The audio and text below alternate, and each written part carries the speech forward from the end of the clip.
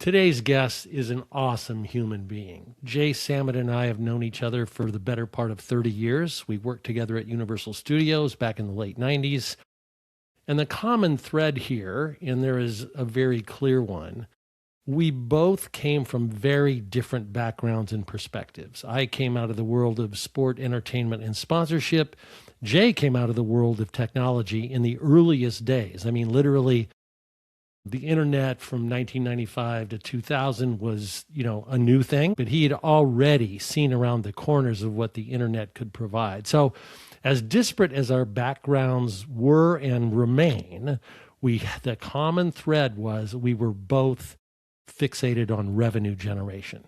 Creative, innovative, disruptive, unique, call it whatever you want, ways and means to connect the dots so that we could generate revenue. Subsequent to our meeting all those years ago, Jay has been a prolific author, 3 books to his credit. The current one is really cool. I mean, he's going to talk about that in a second. But he's a keynote speaker, a disruptor, an author. He's helped companies like LinkedIn monetize their platform back in the earliest days of the early 2000s when LinkedIn was just getting started. And his, expertise ranges across very noteworthy people from Bill Gates to Steven Spielberg to many others. Interestingly, along the way, he was the independent vice chairman of Deloitte Digital, when Deloitte Digital was probably just about to be a thing, but wasn't already. I'm going to stop because Jay Samit's going to fill in all those blanks. Jay, I can't thank you enough for joining the Best Boss Ever today. Hey, thanks for sharing your audience with me, Carl. Happy to be here. Well, listen, and I know you haven't had that many bosses in your career because you are pretty much a maverick and a lone wolf, and a super successful one. So for our audience, none of us gets to where we are by ourselves. We all have help along the way, mentors, coaches, bosses, parents, friends, whatever. So perhaps more than one who, but can you give us the name of who was the best boss or leader you ever had the pleasure to work with and what you learned from that individual and took away with you that sort of informed how you got to where you are today? Absolutely. Let me back up until the meeting of him because I think it sets the framework. Picture anybody in the audience, picture yourself at 20 years old where you know everything in the entire world. I was no different. I got lucky with my first company. As Carl alluded, I started on the internet in the 1970s. Okay, there was no World Wide Web interface. There were 70 of us. And I got to work with Steve Jobs and Wozniak and all these people that later became household names. And if you would have told me dozens of friends would become self-made billionaires, I'd want to know what you're smoking because I hadn't met a millionaire.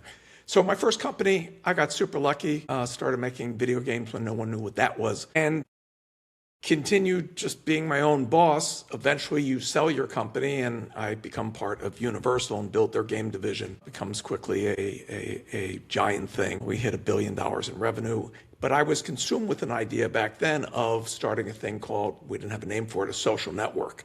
So when Carl and I worked together, I launched the first social network to have 1 million members. We called it Animal House because that's the way I got it through Universal. It was one of their properties. They didn't know what I was doing. This was 10 years before Facebook. They still didn't understand why I would want to connect people so that we could market to them and talk to them. And that frustration of banging heads with the large corporation, which I didn't learn at that stage of my life, how to explain the future in a way that they could digest. So at the same time, there was a thing basically called Napster, or even pre-Napster, where the music industry was suddenly having all their 100 years of recordings being stolen. So I got tapped by the world's largest music company, a company called EMI.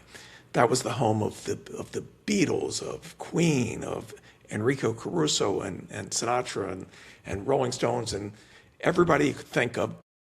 And the CEO at the time was originally Richard Branson's partner when he founded Virgin Records, which became the first label to sell for over $1 billion. So he had an entrepreneurial background. And in our first meeting, I said, I don't know anything about the music business. And he said, that's okay. We have 11,000 people that know about the music business. We don't have anybody that understands the future. And I couldn't have asked for a better mentor. His name's Ken Berry. And so if you picture the Capitol Records building, it looks like a stack of records, so it wasn't meant to. His and my office were the only offices up on the top floor. And when I have a half-brained idea of how to save the show, and we're talking about where the industry's laying off tens of thousands of good people, I'd run in there and ask, why doesn't this work? And my approach to drive revenue, and I can get into the how and the why if it's interesting to people, but at a time when we're making no money selling music, I brought in over $100 million in profit the first year. Then I was golden, and the rest of the world has followed suit. But it's always about doing something that no one else is doing. And that's my thread, and Ken empowered me in ways that nobody would put up with a lunatic. Well, he gave you room, right? He basically said, dude, you have a blank canvas here. I don't care if you think it's half-brained or not. Come here, tell me the idea, and let's talk it through. And he's not going to buy everything you have to sell, but he's going to buy some things. And obviously, it made sense. So well, two things. One, as you know, I was number 3 worldwide at Sony, other large corporations. And I've worked with giant clients, the Fords and the Cokes and all these people, to change their businesses. No one ever called Jay, including EMI, when they were having their best year. They called me when they had no solution and they had nothing left to lose. That being said, there's still people that won't embrace the future, and you cannot change. And it took me 20 years to realize, and this is the best advice somebody's going to get in this conversation today.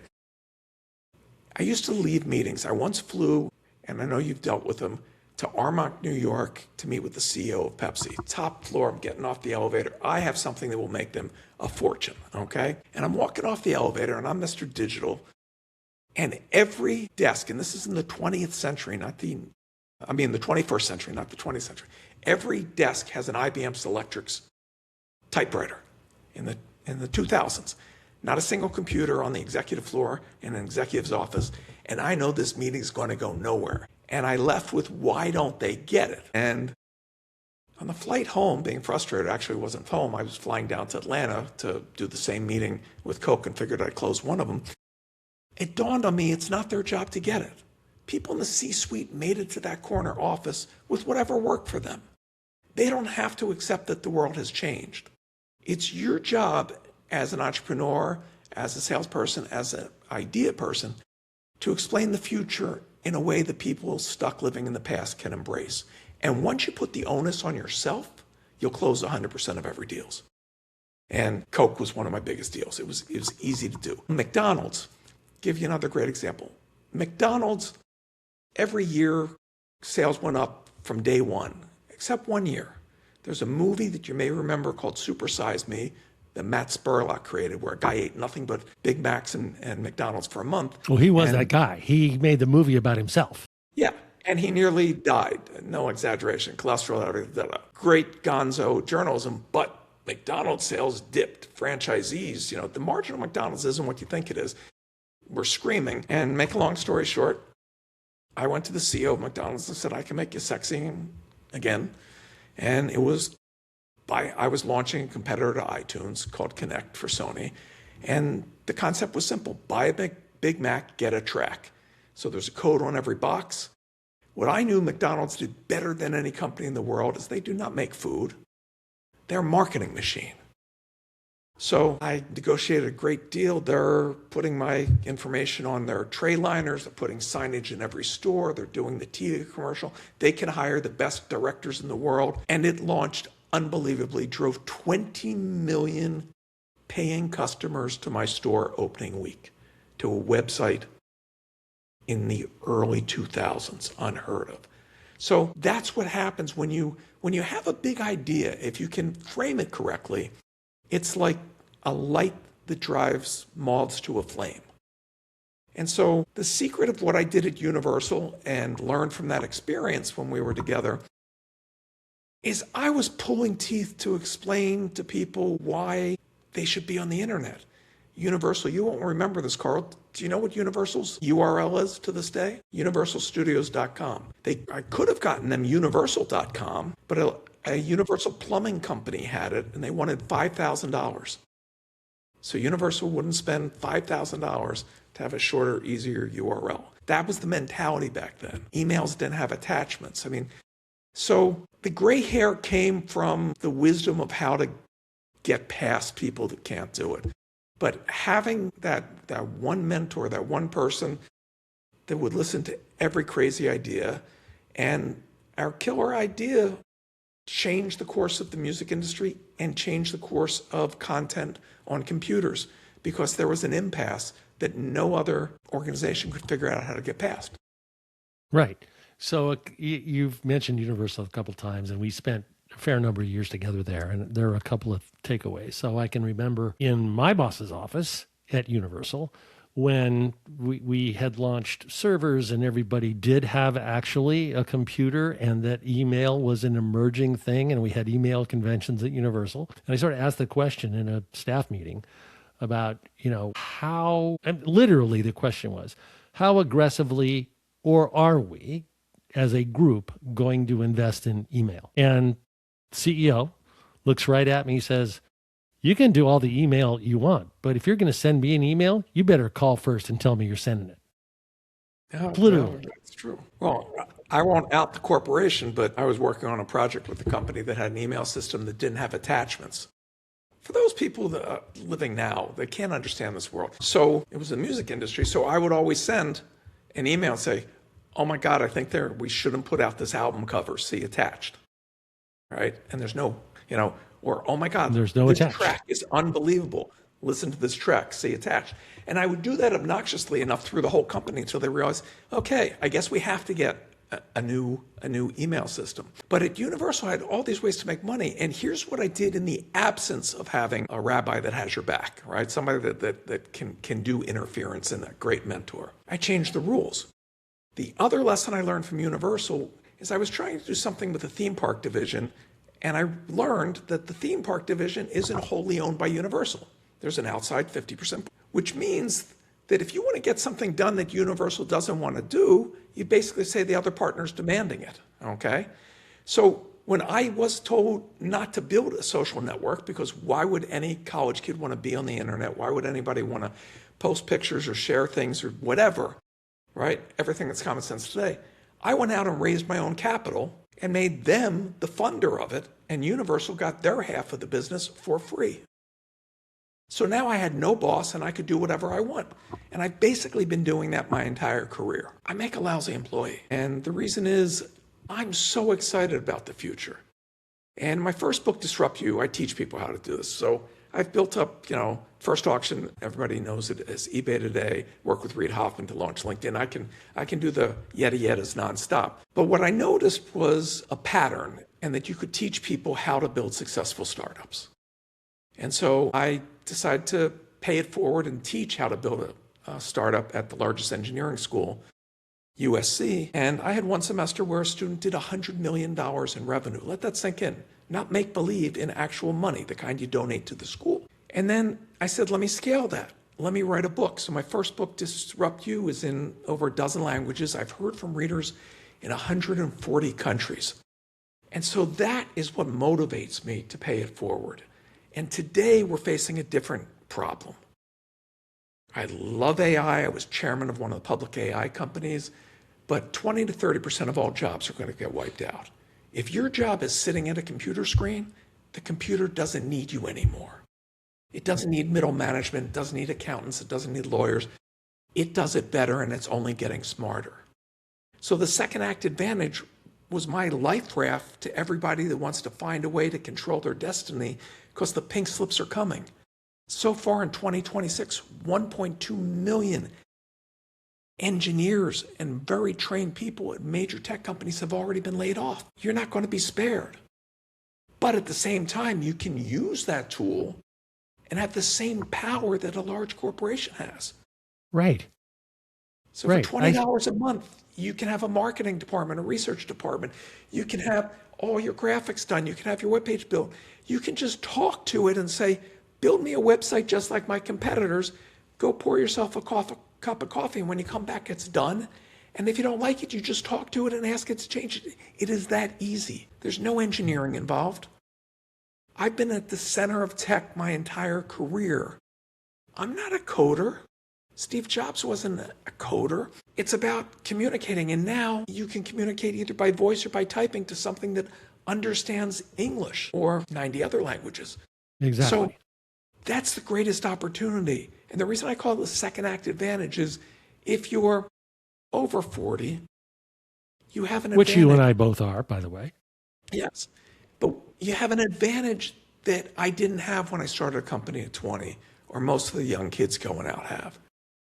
The advantage is, first, you got the gray hair from when the plan doesn't work, when you've had to pivot, when you've had to change. If I would tell you the number of companies that pivoted, give you a great example, 3 guys I was working with back when, before there was swiping with your thumb to date, there was online dating. There was a picture, you read about the person, you emailed each other, and you hooked up. Well, they knew with broadband that you could have video like what we're doing right now. So they built a site called Tune In, Hook Up, where you could see the person, hear their voice. It was flawless, perfect engineering. One problem.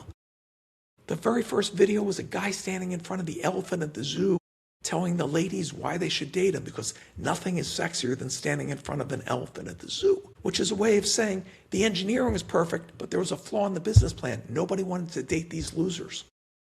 But second rule, even when you're failing, look at the data, because you'll learn why you're failing, and it may be something that you didn't know going in, or otherwise you wouldn't be failing.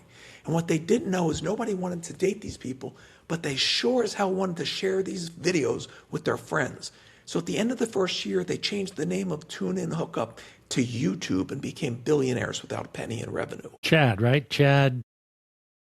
Twitter was a music site. I could go on and on and on. So pivoting is part of the process. So your second act advantage is you've pivoted, you've dealt with difficult people, difficult situations.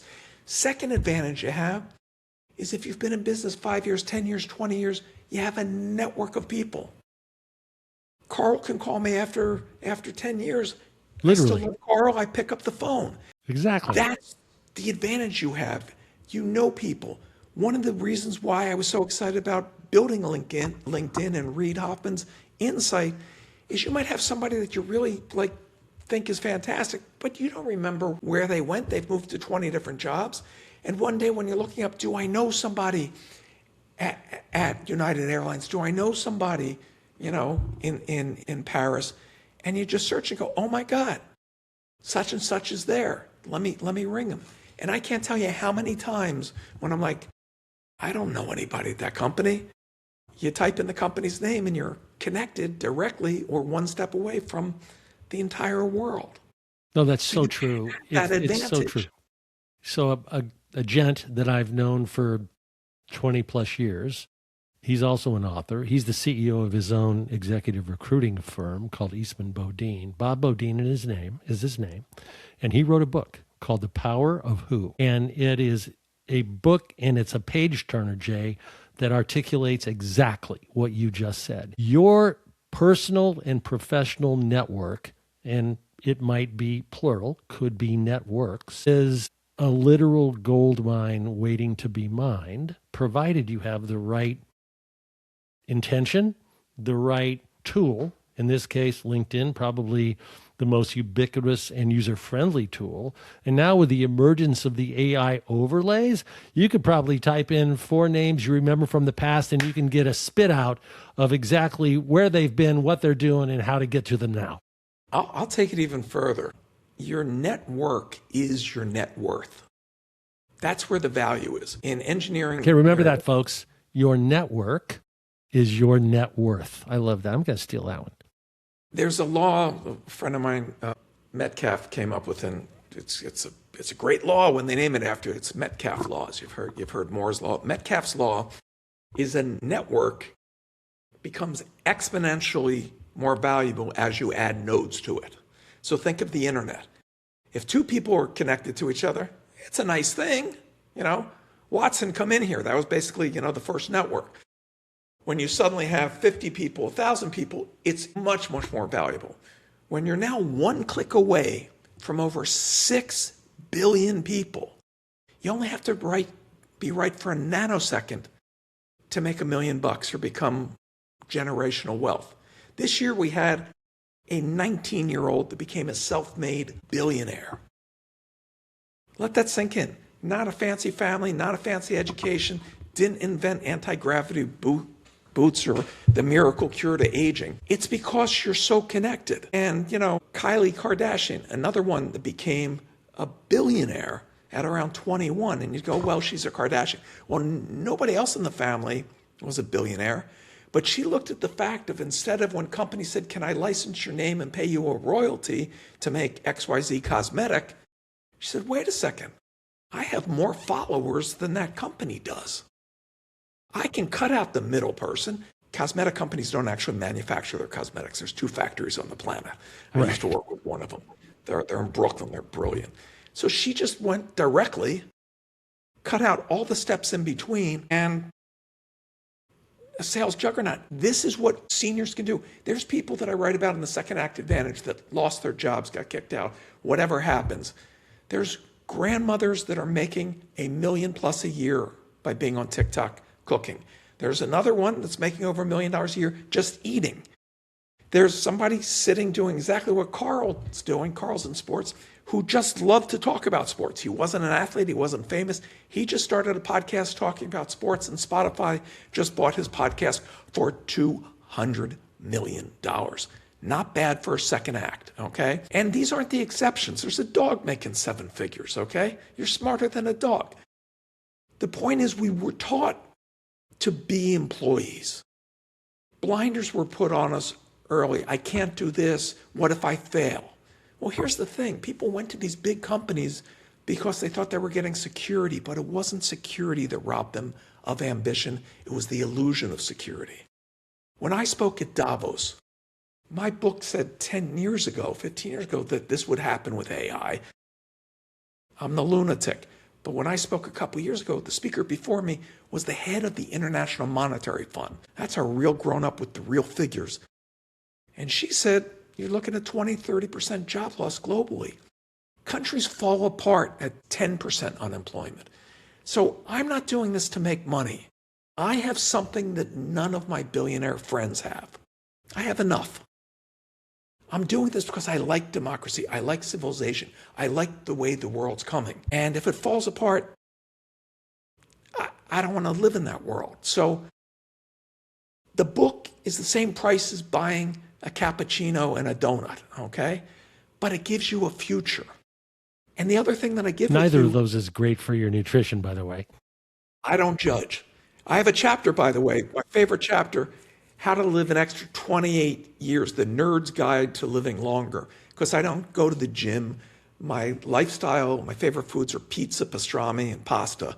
And yet, sitting on my butt, not exercising, writing a book, I dropped 34 pounds and got my body fat down to 10% and my cholesterol to 125. I'm not giving medical advice. This is a case study of one.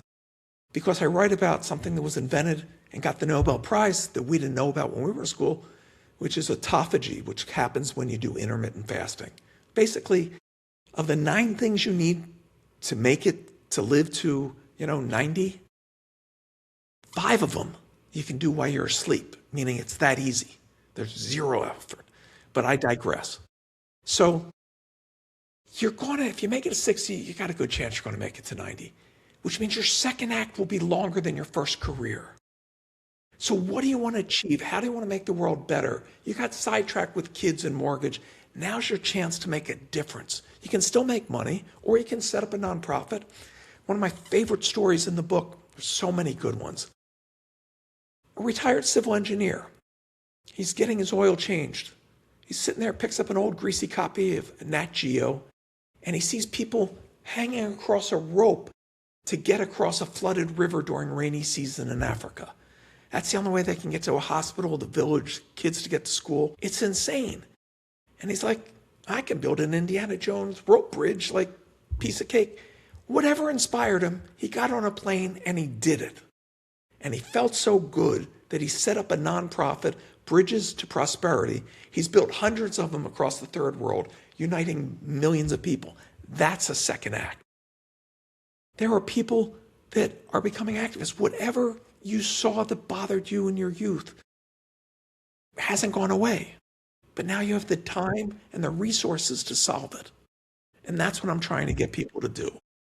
Well, when people actually do pick up the book and read it, they will understand it at a much deeper level. But a couple of things I want to touch on. 2 years ago, this is a personal experience, at the company I was working at the time. I led a panel discussion to 400 of our senior execs that flew in from all around the world around AI. At that moment in time, literally exactly 2 years ago, Jay, Copilot was in beta.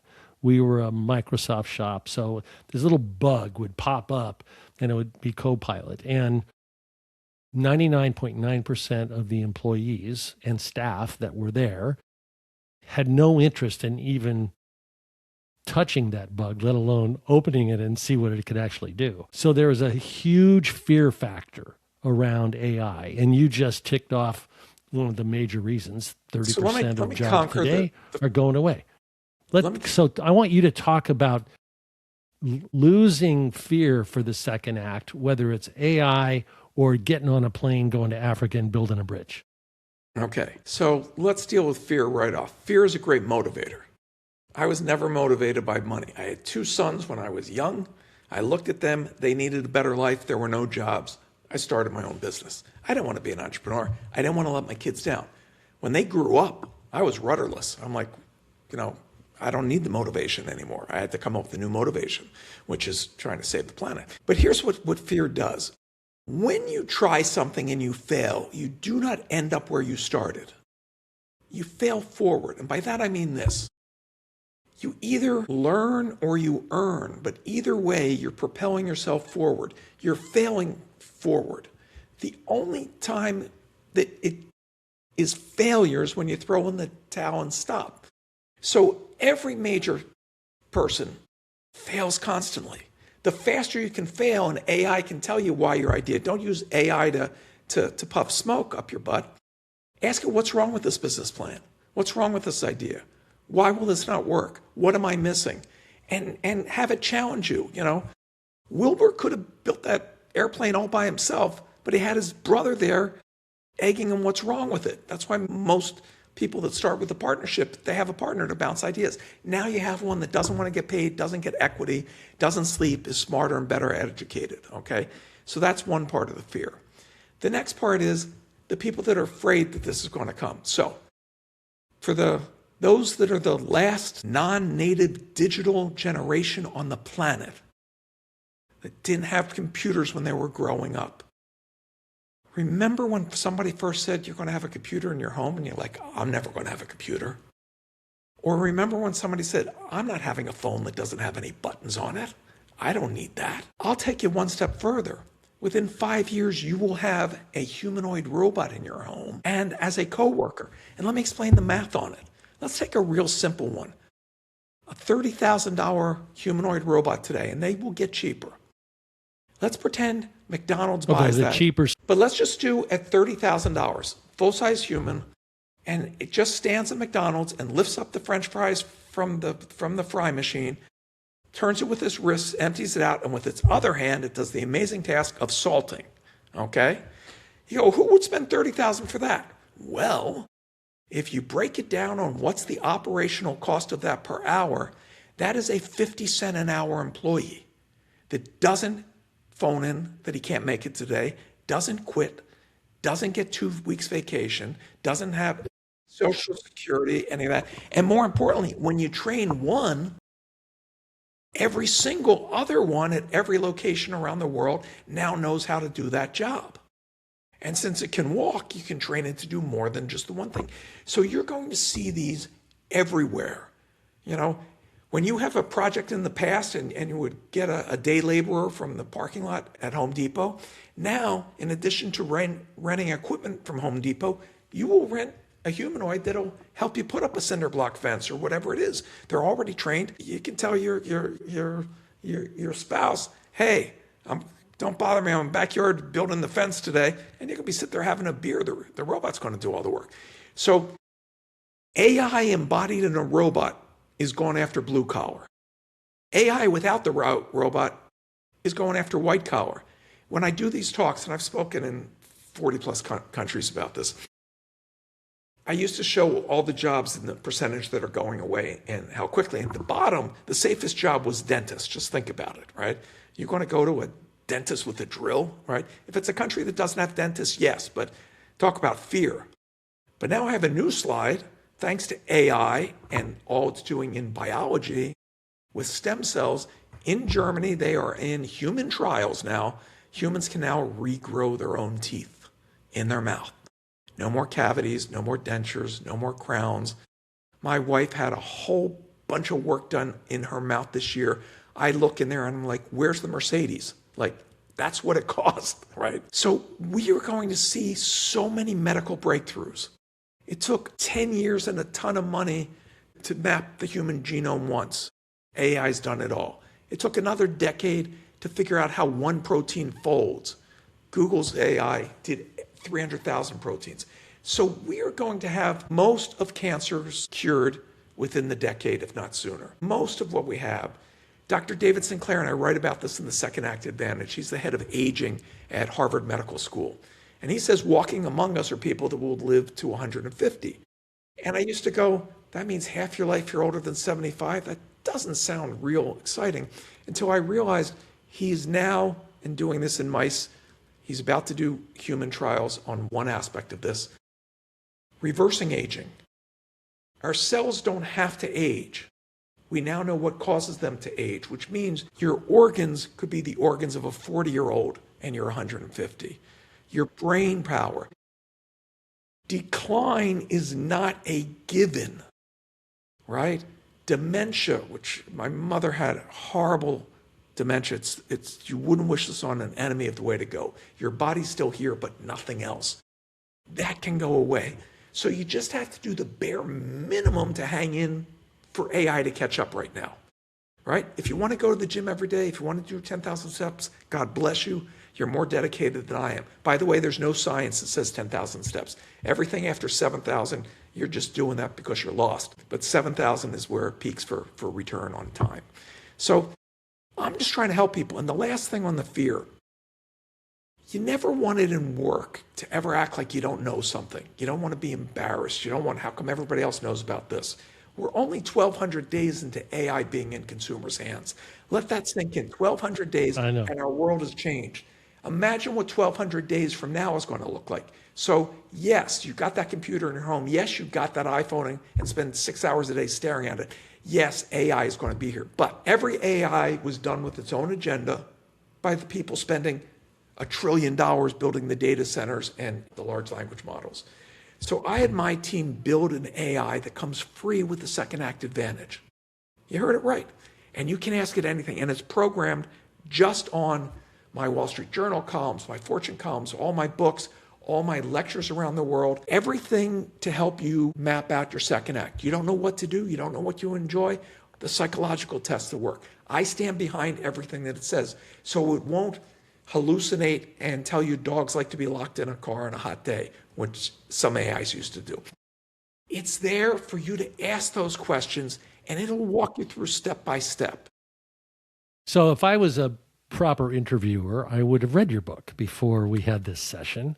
And I confess I haven't, because I'm waiting for the signed copy from Jay Samit. Secondly, you say a lot of things in the summary notes of the Second Act Advantage, and I want to call out just a couple of them. The most important one to me, who is literally in my second act, maybe even third act, in the same way that you are, it's super optimistic, very energizing. It's what gets me up in the morning. And I've got 3 children, all 3 married. I have 6 grandchildren, and I get asked this question all the time. Dude, why are you still working? And my answer is really simple. I love the work. I love the opportunity to see around the next corner. And you've called yourself a futurist. True. You've called yourself a trend spotter. True. So in the context of the Second Act Advantage, 2 things. One, I want you to be really clear for our audience on the best way for them to get the book. So just tell us that right now. So I'll plug in a second, but let me touch on what you talked about. Retirement is worse for your health than smoking. Let that sink in. That's the science, the National Institute of Health. There are 300 major footnotes in the book of all the science behind it, so you can deep dive. I go down rabbit holes because I'm fascinated. In your first year of retiring, you lose 30% of your short-term memory, and you have a 53% higher chance of dying of all causes because you retired. Wow, that's what I look forward to. Retirement was invented 100 years ago, life expectancy in the US was just about 30 years old, right? If you go back to the 1970s when this vision of, you go and you're going to play golf and do all this, whatever, that was, you retired at 60 and you were dead by 65, okay? NFL players, the majority of NFL players dead at 55, okay? This is what I want to tell you. Your brain is an organ, okay? It's like a muscle in the sense that if you don't use it, you lose it, okay? Neuroplasticity is the ability to make new connections. You want to keep your brain active. Learning a foreign language, great. You want to learn something to use muscle memory and your brain, learn sign language, okay? There's lots of things that you can do.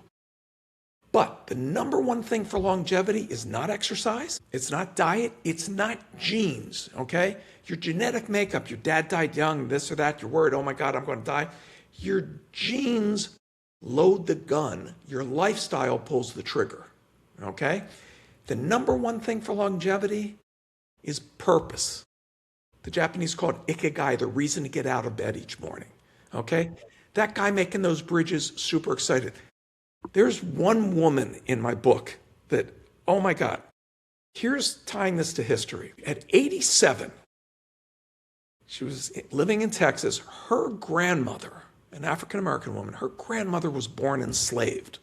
Let that sink in. That's how close we are to history. Okay. At 87, her whole life, she wanted Juneteenth to become a holiday, and politicians gave lip service. She had enough. At 87 in Texas, an 87-year-old woman says what I call her Forrest Gump moment. She decides she's going to walk to Washington, D.C. And she does. And people start going, hey, can we give you a ride? No, I'm walking to see why. And the press comes and people come.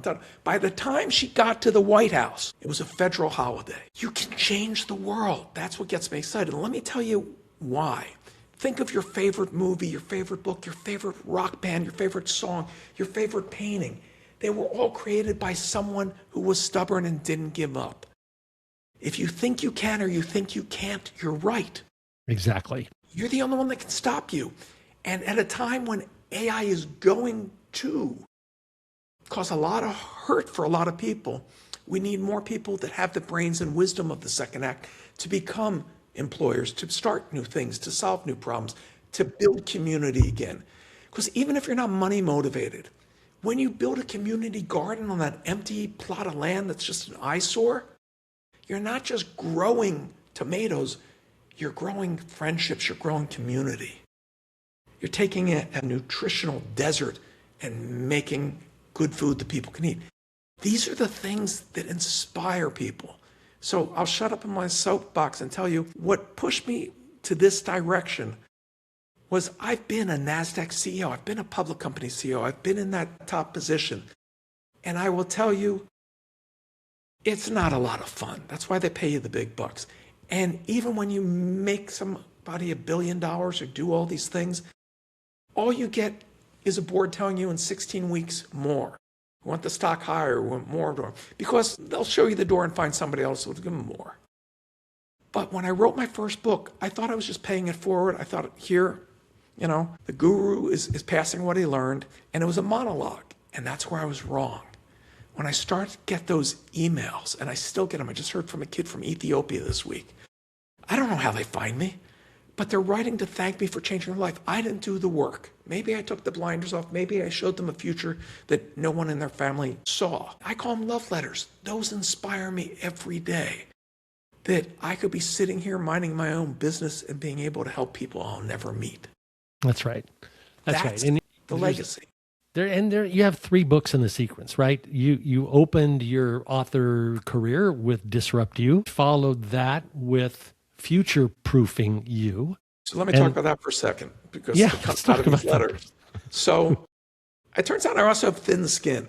So I get all these love letters, but after the first book, and it was a huge bestseller, #1 in all these countries, I got an email from Millennial that said, this is all motivational, but I could never do this. And I'm like, wait a second. Again, it's not his fault. Maybe I don't speak Millennial. Maybe I'm not communicating away. So I came up with this insane idea. What if I take a homeless immigrant Mentor him 1 day a week for a year. I gave him no capital. He has to start a business that takes zero money. He was couch surfing, living in people's homes, okay? And I gave him no business contacts. So he has to come up with the idea on his own. He's got to do it on his own. All he gets from me is mentoring 1 day a week for a year. Spoiler alert, if you're in the middle of future-proofing you, becomes a self-made millionaire in under a year. It's an amazing story because midway through the year, something happens to his business, which is like he got hit by a bus and blindsided. And I'm saying, okay, in Friday's meeting, I'm setting my sights. I'll write about a guy who made $500,000. It's still a good book. And he comes in and goes, Jay, I had to pivot this week. We did this, we did that. I didn't miss any revenues. In fact, we're doing better.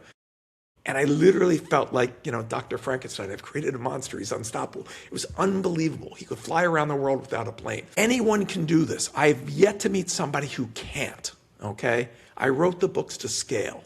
So now I took that tutoring idea, and that's what created Digital J, the free AI that comes with this book.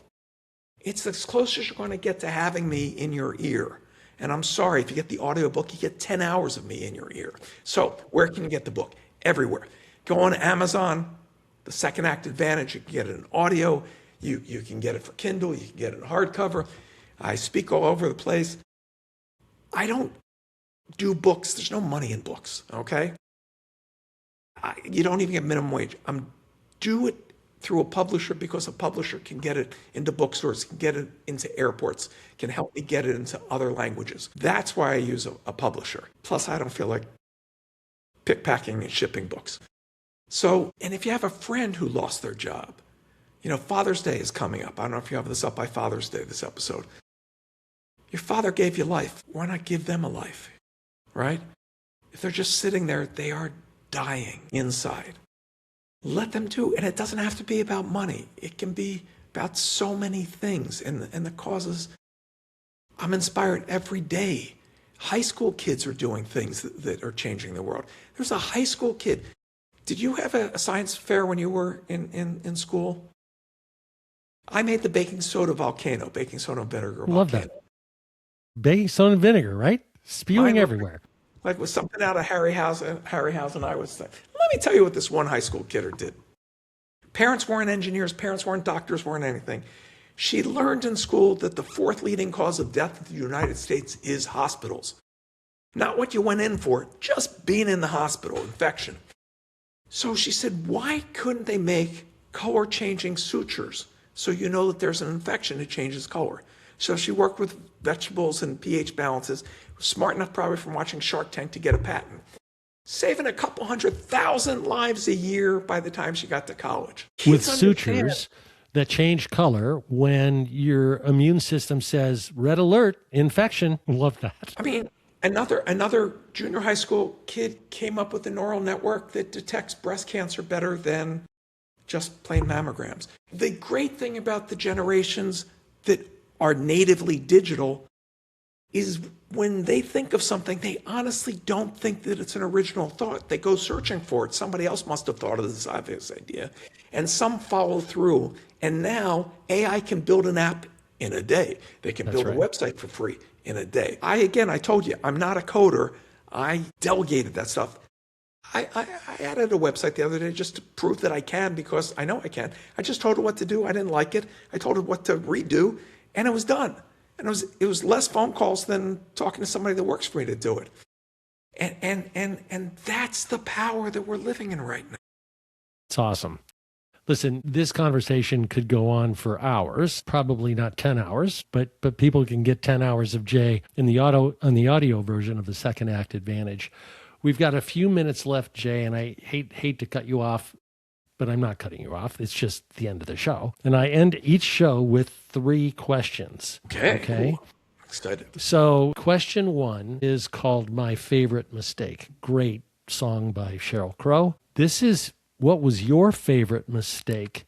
What was it, and how did you fix it?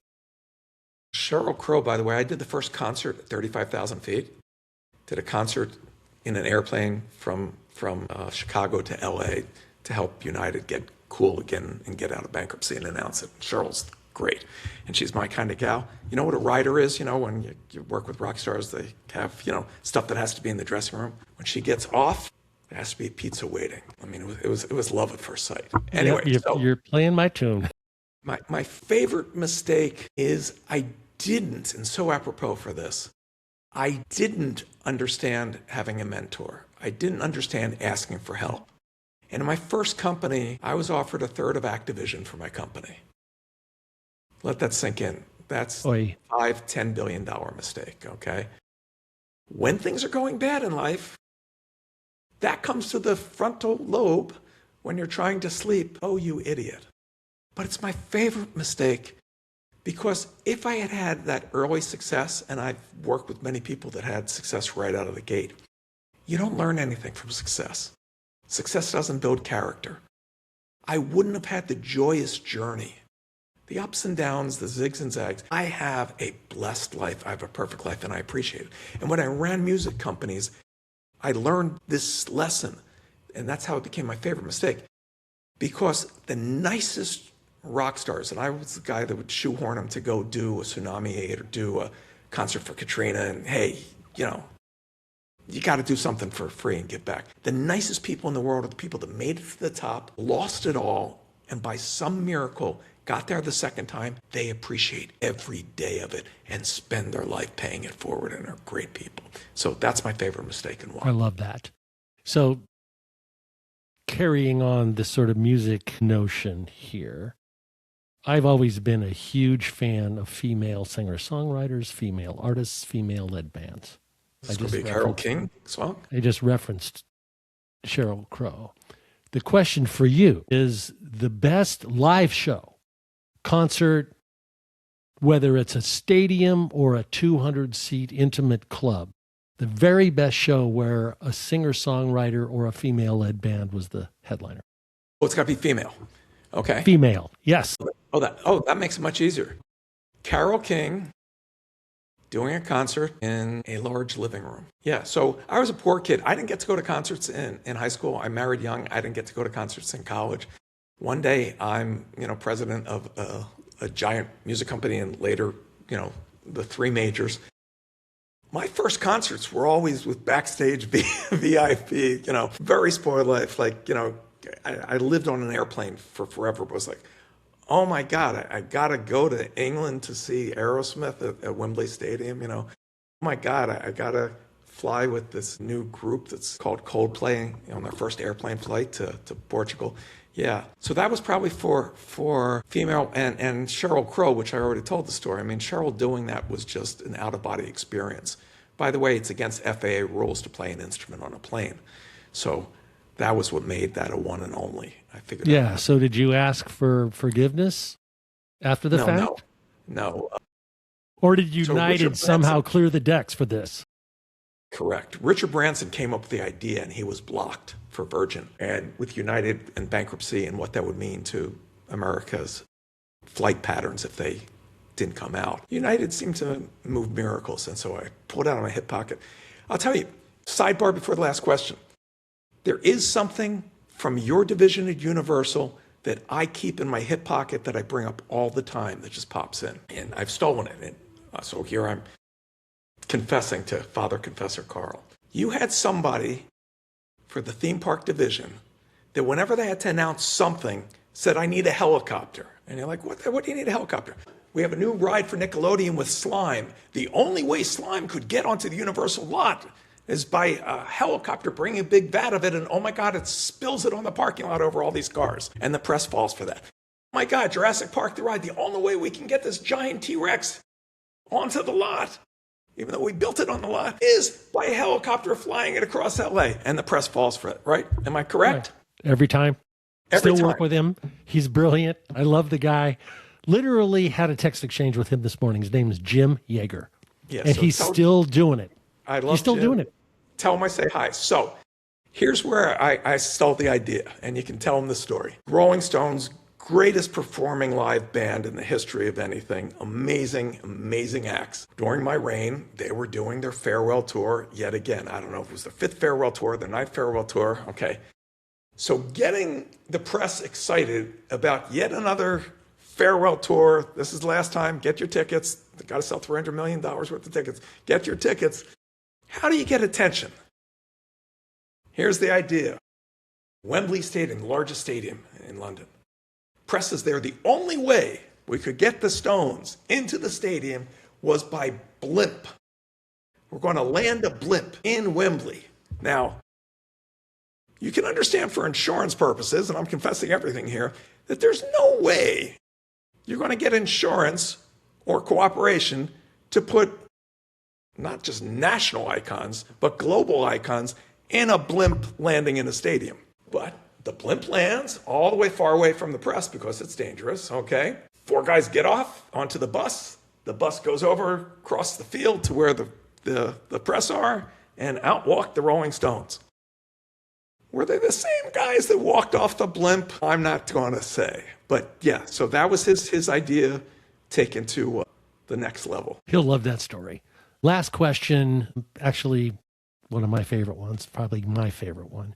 This is your favorite word, Jay, that's been with you for a really long time. What is it and why? Favorite word? God, I wish I could have had an early warning on this one. No, this is the point. Wow, favorite. It's probably already hit you. You just didn't hear it the first time it came.